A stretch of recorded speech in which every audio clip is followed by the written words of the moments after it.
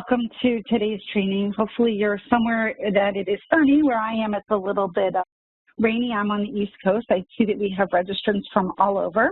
As Heidi mentioned, my name is Donna Dorothinsky.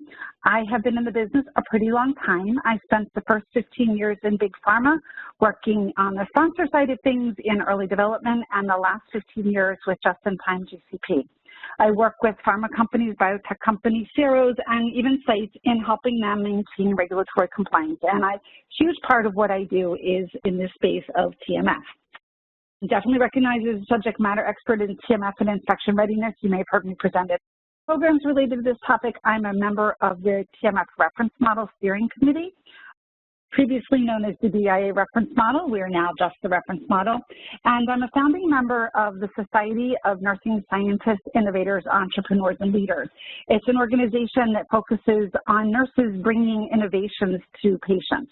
So very excited to be a part of that, just helping to further the work of research.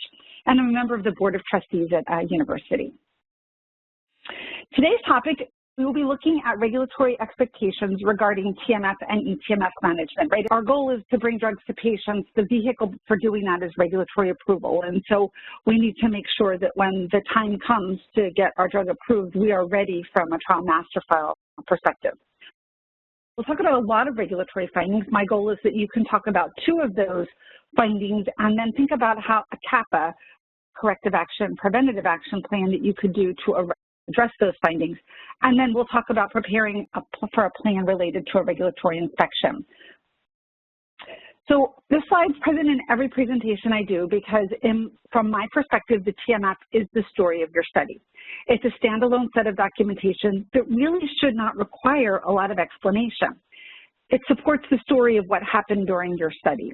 I do have one regulatory experience where we had an FDA inspection where we put in a lot of work, 9 months worth of work to remediate a TMF, get that TMF that it was inspection ready. And when we had our inspection, it was a 4-day inspection, and at the end of day 3, the inspector said to us, well, clearly your TMF is in excellent shape. I'll only be here another half a day to close out what I need. Now, during those entire 3.5 days, she only spoke to a clinical person 1 time. It was to answer 1 question because all of the documentation that we had in that trial master file was able to tell the story of the study.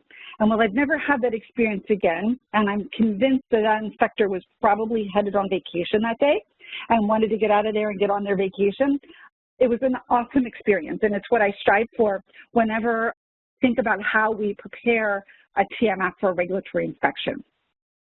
It's that collection of documentation that allows the trial conduct to be assessed, the integrity of the trial data to be evaluated, and to evaluate if the study was conducted in compliance with GCP. And what's really important here is this is a collective output of information from all functional areas. So let's talk about essential documents. Essential documents is a buzzword, right? It's a buzzword we hear when we talk about the IP release process or the green light process.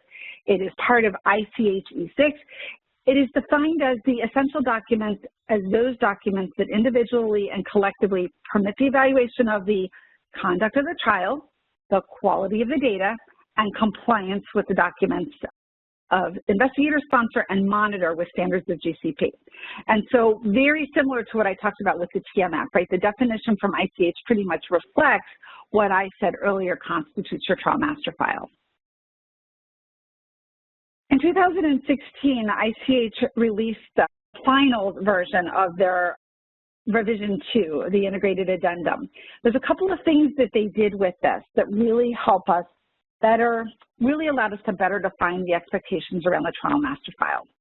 The first bullet point, and I think it's a bullet point that people miss sometimes, is the sponsor and investigator should maintain a record of the locations of their respective essential documents. So there's a couple of things I want to call out in this. First of all, it identifies the sponsor and the investigator. Both the EMA and ICH clearly call out that the sponsor and the investigator have trial master files.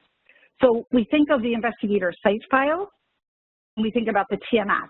But actually, from a regulatory perspective, ICH and EMA both call out that the TMF is comprised of the documentation held by the sponsor and the investigator.